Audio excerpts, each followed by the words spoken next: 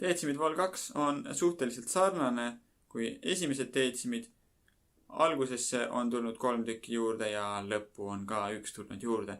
Ja kõiki neid deetsimi võtteid läheb väga palju vaja erinevates lugudes. Mängingi alguses 6. keel ja 3. keel 0, siis 6. keel 1, 3. keel 2, 6. keel 3 ja 2. keel 0. Ja edasi tulevad vanad deetsimid.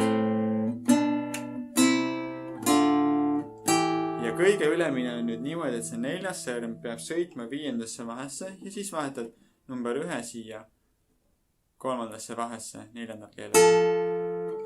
Ja seda harjuta mitu korda, et sa saad need õiged noodid kõlama. Ja võt seda deetsimit on väga tihti vaja. Mõnikord on siin see 3. keel 5. vahe ka. See on üks F-tuuri variant ja tuled alla tagasi ka. Ja need uued ja 0. Järgmised harjutused on sarnased eelmistele deetsimitele. Need on topelt lihtsalt.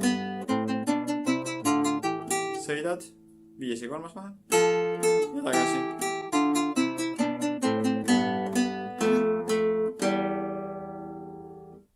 Ja nüüd kõige viimane harjutus on pisut keerulisem jälle.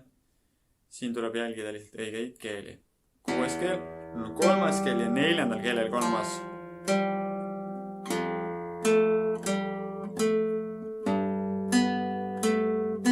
Ja edasi on nagu vanad.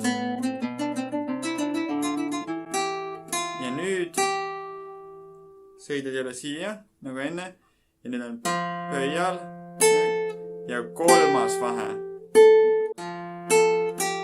Ja sõidad tagasi.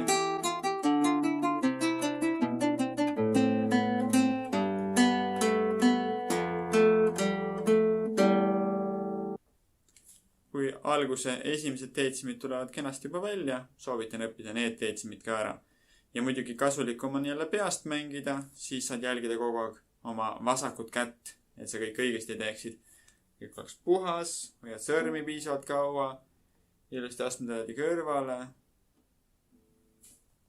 ja nii edasi. Head harjutamist ja näeme järgmises videos.